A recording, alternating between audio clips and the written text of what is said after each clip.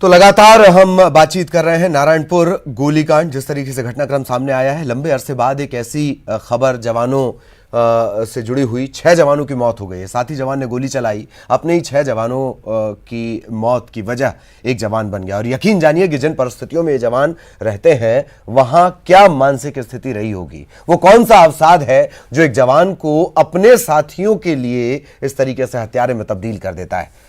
समझते हैं इन तमाम चीजों को, इन परिस्थितियों को। न्यूज 18 छत्तीसगढ़ के एडिटर प्रकाश चंद्र होता इस वक्त हमारे साथ जुड़े हुए हैं। प्रकाश जी, नारायणपुर गोलीकांड बड़ा और फिर से परेशान करने वाला घटनाक्रम। इसमें नक्सली सामने, इसमें नक्सली नहीं है, सामने कोई दुश्मन नहीं है। वो दुश्मन कहां से आ गया, अंदर से आ गया? जी देखिए, लगातार अगर लोग जो नहीं जानते, मैं उनको बता दूं कि जिस तरह से कश्मीर की स्थिति है उसी तरह का स्थिति बस्तर का है। नारायणपुर, बता दूं मैं, ये अबूझमाड़ से लगा हुआ वो इलाका है जहां पे आज भी वहां के गांव की सर्वे देश स्वतंत्र होने के 70 साल बाद भी हम नहीं कर पाए। ये सूची है उस इलाके का, अबूझमाड़, यानी कि वो इलाका जिसको हम समझ नहीं पाए। समझ पाए वो इलाका जहां माओवादियों का हेडक्वार्टर है, वो अबूझमाड़, उससे लगा हुआ इलाका है इसी नारायणपुर। कड़ेनार इलाका है।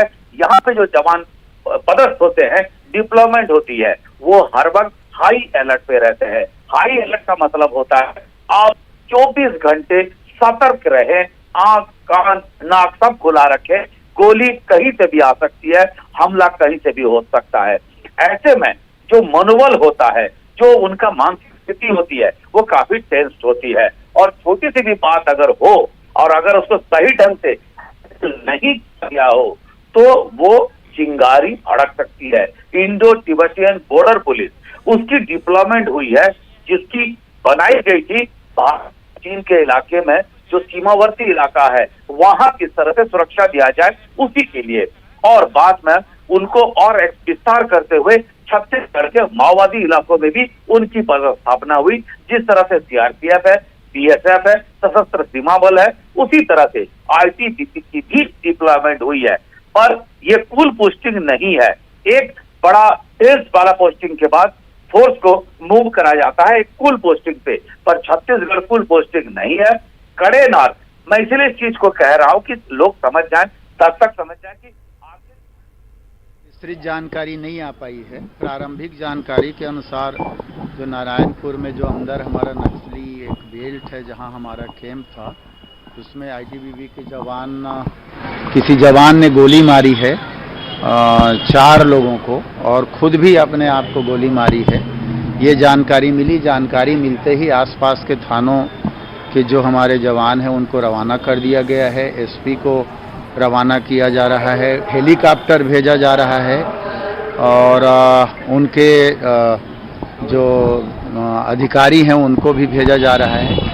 वहां पहुंचने के बाद घटनाक्रम की जब वो जानकारी लेंगे तब विस्तृत जानकारी आएगी कि क्यों ऐसा हुआ, किस कारण से आपस में विवाद हुआ कि वो गोली चलाए। और जो घायल हैं उनको तत्काल हेलीकॉप्टर से वापस ला के अस्पताल में एडमिट करें। ये प्रक्रियाएं होंगी पहुंचने के बाद। जी, इससे पहले भी जवानों के आपसी खूनी संघर्ष देखने को मिले। सरकार क्या इस ओर भी कुछ कदम बढ़ाएगी ताकि ऐसी स्थिति न बने? नहीं, सरकार की ओर से कोई विवाद नहीं होता। सरकार के किसी योजना, किसी आदेश, किसी नियम के कारण हमारे सिपाही नाराज होकर आपस में हो, ऐसा तो होता नहीं। आपस में ही उनके बीच में कुछ हुआ होगा जिसके कारण ये घटना घटी है। हमारे किसी आदेश के विरोध में जाके आपस में तो कोई टकराव का प्रश्न ही नहीं होता, और न ही कोई ऐसा आदेश सरकार देती है।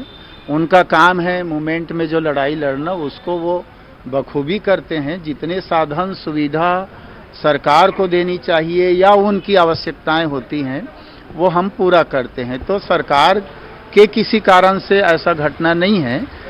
पता चलेगा कि आपस में क्या विवाद हुआ, किस कारण से ये घटना हुआ, वो पता चल जाएगा। कुछ देर में विस्तृत जानकारी आ जाएगी।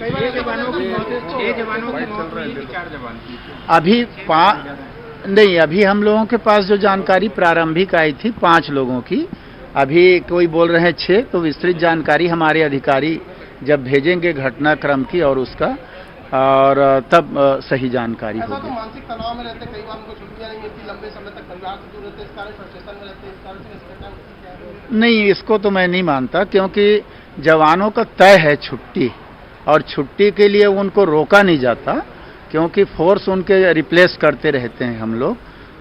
मैं पहले ही बताया कि सरकार के किसी आदेश के कारण उनको फ्रस्ट्रेशन का प्रश्न नहीं है। आपस में ही कुछ हुआ होगा, जानकारी थोड़ी देर में आ जाएगी। 2 मिनट कटवे भाई, जल्दी कटवे। तो गृह मंत्री को हम सुनवा रहे थे आपको, और प्रकाश जी हमारे वरिष्ठ सहयोगी लगातार हमारे साथ बने हुए। प्रकाश जी, आप कड़ेनार के बारे में बता रहे थे, और तभी चूंकि गृह मंत्री ताम्रध्वज साहू का रिएक्शन भी मिल रहा था, वो हमने अपने दर्शकों को सुनाया। जी, आप बताएं, कड़ेनार की स्थितियों के बारे में आप बता रहे थे। हम जिस बात की ओर इंगित कर रहे थे कि यहाँ पे लैंड रिक्लेम होता है, क्योंकि माओवादियों के कब्जे में वो जमीन है, देश के अंदर है, पर एक ऑर्गेनाइज्ड ऐसा संस्था है सीपीआई माओइस्ट जिसके कब्जे में वो जमीन है, वो करके उनको पीछे धकेल रही है। उसी लिए ये कड़ेनार कैंप लगाया गया था आईटीबीपी का, और उसी बीच में जो जिन परिस्थितियों में काम करते हैं, उसी बीच में किसी बात को लेकर झगड़ा हुआ एक जवान के बाकी लोगों से, उसने गोली चलाई जिसमें 4 जवान दूसरे गुट के जिसके साथ हुआ था उसमें उनकी मौत हो गई। और ये बात ठीक ताम्रध्वज साहू कह रहे हैं कि वो अपने आप को गोली मार दिया, पर आईजीपी सुंदरराज ने कहा कि एसपी घटनास्थल के लिए निकल चुके हैं, जब तक पहुंचेंगे नहीं तब नहीं पता चलेगा कि सेल्फ डिफेंस में गोली चलाया आरोपी जवान है, उसकी मौत हुई, कैसे मौत हुआ ये नहीं पता, पर तुरंत में 5 जवान की वहां पे मौत हुई थी, 3 घायल हुए थे। जानकारी ये भी मिल रही है कि उसमें से भी एक की देहांत हुई है, और बाकी लोगों को रायपुर रेफर किया जा रहा है। ये प्रारंभिक जानकारी है, पर निश्चित रूप से ये फिर से एक बार इस ओर ले जा रहा है कि डिप्लॉयमेंट की प्लानिंग में क्या कोई कमी थी, जिसको लेके गृह मंत्री कह रहे थे कि छुट्टी देने में कोई दिक्कत नहीं है, पर छुट्टी देने के बाद भी जब फोर्स निकल के आते हैं तब भी माओवादी हमला करते हैं। तो वहां से छुट्टी मिल भी जाए तो आप कैंप से राजधानी रायपुर तक पहुंचने में भी बहुत सारे दिक्कतें, बहुत सारी दिक्कतें हैं, और उन्हीं दिक्कतों के बारे में आप जानकारी भी दे रहे थे। एक और अहम बात कि ये जो घटना है, या जो शहरी इलाके हैं वहाँ पर भी लगातार जवान, वो हो सकता है कि अर्धसैनिक बलों से जुड़े हुए जवान नहीं हैं, उनके मनोबल की स्थितियां ऐसी हैं कि वो खुदकुशी कर रहे हैं।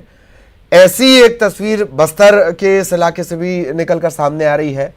ये अवसाद इतना ज्यादा क्यों, प्रकाश जी? देखिए, पहली बात मैं जैसे कहा कि आप लगातार अगर किसी को भी अगर रात जगह कर दिया जाए, उसको कहा जाए कि आपको 24 घंटा, फौज में होता है जो बॉर्डर में रहते हैं हर 2 घंटे में उनको रिलैक्स रहते हैं, पर मैं कई बार हमने रिपोर्ट किए हैं, मेरा ही रिपोर्ट भी था एक बार कि सीआरपीएफ कैंप के बिल्कुल सामने माओवादी आए और उनकी जो वेजिटेबल्स थी, जो उनका सब्जी का ट्रक था, उनके कैंप के सामने लूट के ले गए, उनके राशन को लूट के ले गए, और वो कुछ कर नहीं पाए। अभी एक जानकारी आई थी माओवादी ड्रोन का इस्तेमाल कर रहे हैं। कई ऐसी जानकारी हमारे पास आती है जो सबको विचलित करती है। तो जो वहां पे फंसे हैं, जो उस जगह पे हैं, और जिनको छुट्टी भी सैंक्शन हो गया, तो वो आएगा तो कैसे आएगा? क्योंकि माओवादियों का फरमान है, आप वहां पे बस में किसी सुरक्षा बल के कर्मी नहीं देते हैं, और चेकिंग करते हैं। जब भी फोर्स आएंगे 30 किलोमीटर 40 किलोमीटर पैदल आएंगे, जिला मुख्यालय या कहीं सेफ जगह पे आएंगे, फिर राजधानी आएंगे, यहीं से अपने छुट्टी के गंतव्य स्थल पर जाएंगे। इतनी आसान नहीं है जिस तरह से आप और हम छुट्टी लेते हैं कि छुट्टी मिला सीधे गए रेलवे स्टेशन या एयरपोर्ट और घर पहुंच गए, ये संभव नहीं होता उनके लिए। और इन सारे परिस्थितियों के बीच में एक दिक्कत ये भी कि आपको 10% जवानों की छुट्टी की लगभग अनुमति रहती है, क्योंकि बाकी फोर्स को रोटेशन होता है। तो ऐसे में प्रेशर सब पर है, और उसी में विषाद की भी स्थिति बनती है, क्योंकि कभी कोई दिक्कत है किसके घर में, परिवार में, दिल का मामला हो, दिमाग का मामला हो, कई मामलों में लोगों को छुट्टी की जरूरत होती है, और इसको लेकर जब मिलता है नहीं मिलता है, और सभी लोग क्योंकि टेंस्ड मोमेंट में काम करते हैं, तो तभी गुस्सा आना लाजमी होती है, और उसी का परिणाम ये हो जाता है। कई बार इस तरह के शूट आउट हो जाते हैं। जी ललित जी। अंबा सेठी, आप मनोवैज्ञानिक हैं, वो इस वक्त हमारे साथ जुड़े हैं। अब मैं आपको रोकना चाह रहा हूं प्रकाश जी, जरा ये स्थितियां समझें कि आखिर इतनी मजबूती के साथ तैयार एक जवान इन परिस्थितियों में कैसे पहुंच जाता है। अंबा सेठी जी, सवाल मेरा ये कि क्या ऐसी परिस्थितियां होती हैं कि जवान जो इतनी कड़ी मेहनत के बाद तैयार होता है उसका मानस ऐसा हो जाए, या वो इस अवसाद में चला जाए, या वो ऐसा हिंसक हो जाए कि अपने साथियों पर गोली चला दे? जी बिल्कुल ललित जी, ऐसा होता है और ऐसा माना गया है कि एक फ्रस्ट्रेशन एग्रेशन हाइपोथेसिस होता है, जिसमें हम ये बोलते हैं कि जब भी कोई इंसान एक काफी डिग्री ऑफ स्ट्रेस झेल रहा होता है और उसके बाद उसको अगर कोई गोल अटेन करना है, जैसे किसी को छुट्टी जाना है और उसकी छुट्टी मना कर दी गई, या वो नहीं अपने आप को रिलैक्स कर पाया, तो फिर उसका जो फ्रस्ट्रेशन होता है वो अग्रेशन बन के बाहर निकलता है। तो ये तो है ही, क्योंकि ये जवान जो है ये काफी मुश्किल परिस्थितियों में रहते हैं और इनकी नेचुरल बात है कि स्ट्रेस लेवल बहुत हाई हो जाता है। ये क्रॉनिक स्ट्रेस में जीते हैं कई बार, और एक बोला भी जाता है कि अगर हमारा स्ट्रेस एक लेवल से ज्यादा बढ़ जाए तो फिर इमोशनल डिस्टर्बेंस, इल हेल्थ और एग्जॉशन, ये सारी चीजें देखने मिलती हैं। जी एक और बात के क्या ये माना जाए कि हमने अपने जवान, जैसे आपने परिस्थितियों का भी जिक्र किया, या छत्तीसगढ़ में जिस तरीके की परिस्थितियां हैं, क्योंकि अगर आपको ये पता है कि आप बॉर्डर पर हैं, आपका दुश्मन कौन है, चाइना है या पाकिस्तान है, ये जवान जिन परिस्थितियों में है वो युद्ध क्षेत्र, अघोषित युद्ध क्षेत्र जैसी स्थिति है और सुविधाएं इनको है नहीं। क्या ये भी एक बड़ी वजह है? बिल्कुल, तो इसी के कारण से कई बार उनका जो टॉलरेंस होता है वो गिरते जाता है। लो फ्रस्ट्रेशन टॉलरेंस हो जाती है कि हर इंसान की एक लिमिट होती है कि कब तक वो फ्रस्ट्रेशन को सह सकता है, और जब वो लिमिट से ज्यादा बढ़ जाती है तो फिर वो फ्रस्ट्रेशन जो है वो अग्रेशन में बदल जाती है। जी, फ्रस्ट्रेशन अग्रेशन में बदल जाती है। एक और चीज में एक चीज और मैं आपसे समझना चाह रहा था कि क्या कभी आपने सुना कि ऐसे कोई प्रयास किए गए हों कि हमारे जवानों की काउंसलिंग होती रहे, वक्त वक्त पर हम उनके स्ट्रेस लेवल को चेक कर सकें, या हम उन्हें एक मनोचिकित्सकीय परामर्श की उन्हें दिया जाए और वो कंपलसरी किया जाए? अंबा जी, कंपल्सरी है कि नहीं ये तो नहीं पता, बट हाँ, मैं खुद काफी सारी पुलिस ट्रेनिंग्स में जाती हूँ, पुलिस ट्रेनिंग स्कूल और पुलिस की ट्रेनिंग्स में जाती हूँ जहाँ जवानों को ये सब बातें बताई जाती हैं। बट आई डोंट नो कि how compulsory it is, but हाँ, मैं खुद ही जाती हूँ तो मुझे ये पता है कि ट्रेनिंग। पर ये आप इस बात से इत्तेफाक रखेंगे कि आज के दौर में ये बेहद जरूरी है और इस पर ध्यान नहीं दिया जा रहा, ये तो आप मानेंगी? देखिए, वहाँ के जो सिचुएशंस हैं इसके ऊपर हमारा कमेंट करना, वो लोग कितनी मेहनत कर रहे हैं, जब तक कि हमें पता नहीं है कि हम वो क्या कर रहे हैं और क्या नहीं कर रहे हैं, हमारा इस पे कमेंट देना सही नहीं रहेगा। मेरे को ये पता है कि हर पुलिस फोर्स बहुत मेहनत करता है अपने जवानों के लिए भी, अपने देश के लिए भी, and we should try and find कि वो कितना कर रहे हैं हमारे लिए, इसके बनिस्बत देखने के कि वो क्या नहीं कर रहे, and we can give suggestions कि ये चीजें और हम ऐड कर सकते हैं। जी जी हाँ, लेकिन ये तय है बिल्कुल सामान्य, अगर सामान्य समाज की हम बात कर लें कि आज के दौर में मनोचिकित्सकीय या मनोवैज्ञानिक काउंसलिंग बेहद जरूरी हो चुकी है, लेकिन इसे अनदेखा किया जा रहा है। मैं इस परिदृश्य की बात नहीं कर रहा हूं, मैं सैनिक की बात नहीं कर रहा हूं, मैं टीचर्स की नहीं, मैं पुलिस फोर्स की बात नहीं कर रहा हूं, लेकिन इसे अवॉइड किया जा रहा है। इसको अभी तक क्या है, बहुत ज्यादा अवेयरनेस मीडिया के द्वारा लाई नहीं गई है, और अवेयरनेस तभी स्प्रेड होगी जब एक रिक्विजिट अमाउंट ऑफ लोग होंगे, जब वो बात, ऑल्दो मैंने खुद देखा है कि पिछले 10-12 साल में ये काफी ज्यादा अवेयरनेस आई है, बट और चाहिए हमको, और इस फील्ड में हमको वर्क करना है। इसको टैबू नहीं समझना है, क्योंकि अधिकतर लोग सोचते हैं कि हम पागल हैं क्या, तो इट इज नॉट कि हमें पागल होना है तभी हम जाएंगे एक मनोवैज्ञानिक परामर्श के लिए। इट इज जस्ट कि हमको अपनी लाइफ एनरिचमेंट करनी है, जिस स्थिति में भी हम जी रहे हैं हमारी लाइफ को इससे एक बेहतर स्थिति में लाना, दैट इज एवोल्यूशन। तो ये आपने सही बात कही कि कॉमन फिनोमिना मान लिया गया कि हम, मुझसे कहा जाए कि आप जाके डॉक्टर अंबा सेठी से मिल लीजिए, तो सबसे पहले लोग ये सवाल पूछेंगे कि ललित आप पागल हो गए क्या, ये एक कॉमन फिनोमिना है, इसे बदलने की जरूरत है। मैं फिर जवानों के इसे बदलने की जरूरत है, बिल्कुल। मैं फिर से जवानों के मसले पर आना चाह रहा हूं।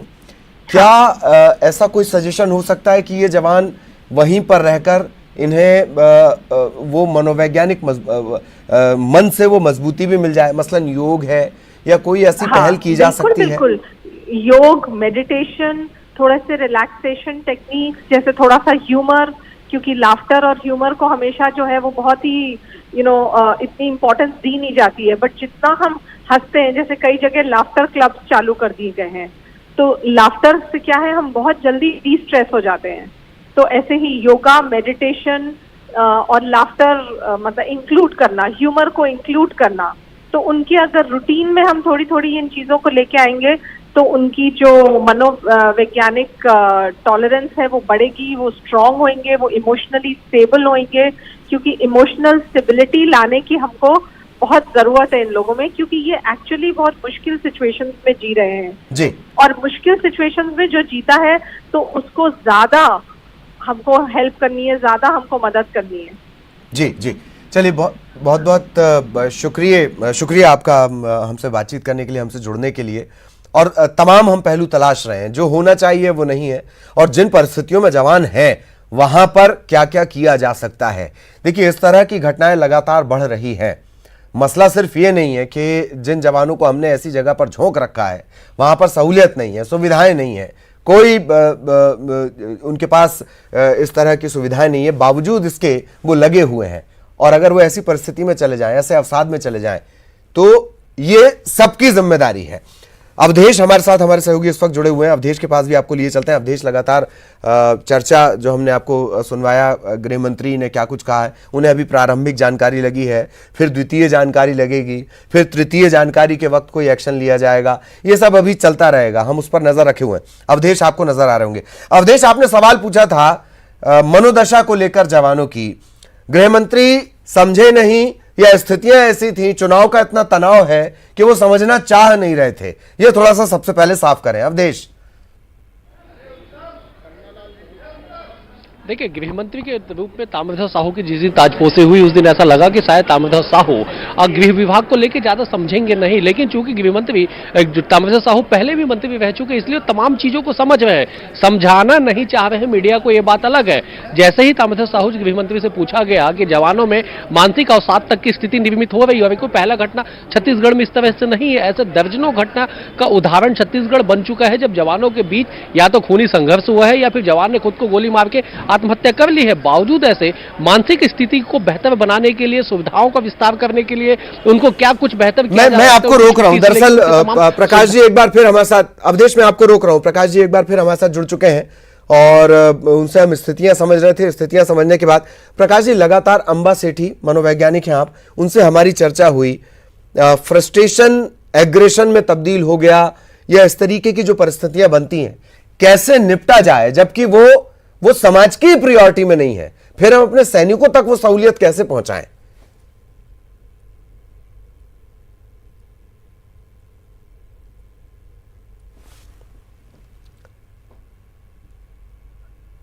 चलिए हम फिर से संपर्क करने की कोशिश करेंगे हमारे न्यूज़ 18 छत्तीसगढ़ के एडिटर प्रकाश चंद्र होता से, और लगातार अवधेश बने हुए हैं। अवधेश, आप अपना जवाब पूरा करें। अवधेश,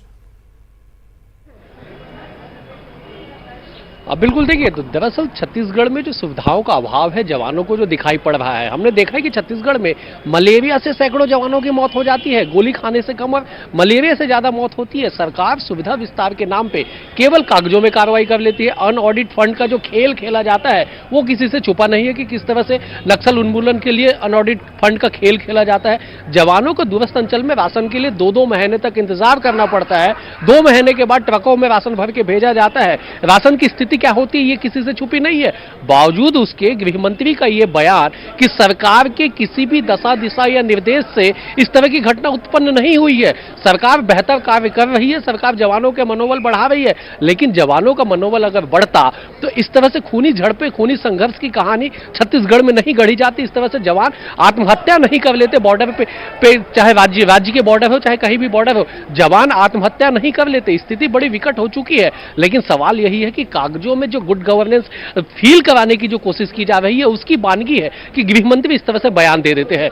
ये बात भी एक लाजमी है कि 6 मौत हो चुकी है। अधिकारी कहते हैं कि 6 मौत की पुष्टि हुई है, लेकिन गृह मंत्री का कहना है कि महज 5 मौतों की जानकारी अधिकारियों के द्वारा उन्हें दी गई है कि 5 मौत ही अब तक हुई है, और जब 6वां मौत होगा या आगे की भी जो भी उनका अपडेट होगा वो अपडेट वो मीडिया के सामने रखेंगे। लेकिन सवाल यही है कि जब राज्य के गृह मंत्री को ताजा तरीन जो नया जो अपडेट है उसकी जानकारी नहीं पहुंच पाती है, तो फिर सुदूर अंचल में, बीजापुर में, सारकेगुड़ा में, तमाम जो दूरस्थ अंचल है वहां पे जवानों को जो सुविधाएं मिलनी चाहिए वो सुविधाएं किस तरह से पहुंच रही है वो तो केवल कागजों में जान लेते हैं। और शायद यही वजह है ललित कि छत्तीसगढ़ में इस तरह की घटना बार बार दोहराई जा रही है। जवान अपने प्राण त्याग रहे हैं, कहीं खूनी संघर्ष की वजह से, कहीं मानसिक अवसाद की वजह से, और सरकार जो है बेहतर सुविधाएं उपलब्ध कराने की दुहाई देती है बावजूद इस तमाम आंकड़ों के सामने रहते हुए भी।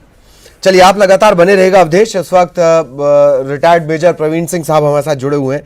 प्रवीण सिंह साहब, एक नारायणपुर का ये मामला है, जवानों ने एक जवान ने गोली चला दी है उसके साथियों पर, 6 जवानों की मौत हो गई है। सबसे पहले तो कैसे इस घटनाक्रम को आप देखते हैं सर?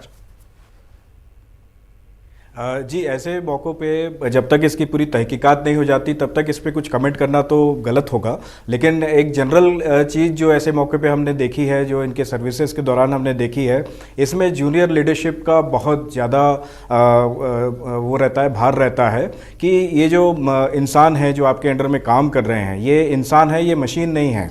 तो वी हैव टू अंडरस्टैंड कि जैसे मान लीजिए वो 8 महीने, 9 महीने, 10 महीने से छुट्टी ना गया हो, उसके घर पे कोई ऐसी प्रॉब्लम चल रही हो जिसके बारे में आपको जानकारी ना हो, तो इस वजह से आपने जैसे हमारे फ़ौज में junior leaders, lieutenant, captain, major, हम इन लोगों के साथ में बहुत ज़्यादा इन्वॉल्व रहते हैं गेम्स में, स्पोर्ट्स में, ऑपरेशंस में, और इनकी निजी ज़िंदगी के बारे में भी हमें जानकारी रखना होता है ताकि हमको ये हमेशा पता रहे कि इस बंदे के ऊपर अभी कितना प्रेशर चल रहा है।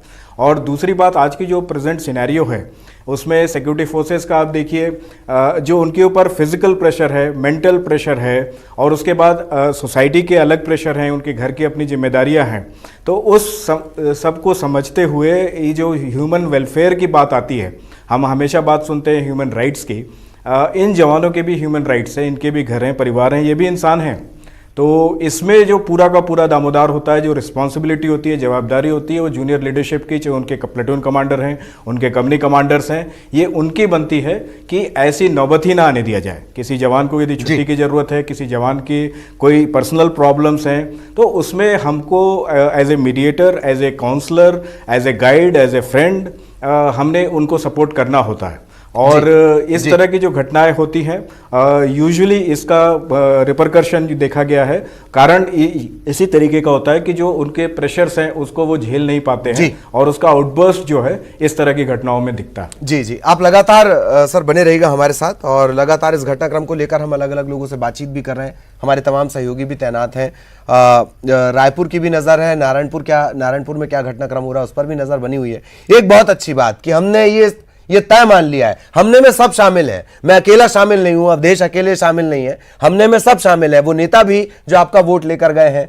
हमने सोच लिया है कि हमारा जो सैनिक है वो तो मशीन है। कई बार होता है, आप यूनिवर्सल सोल्जर जैसी पिक्चर देखें तो आपको ऐसा लगता है कि नहीं, इनकी कोई जरूरत है नहीं, सिर्फ ये हमारी जरूरत है। इस पर अभी आगे हम चर्चा करेंगे।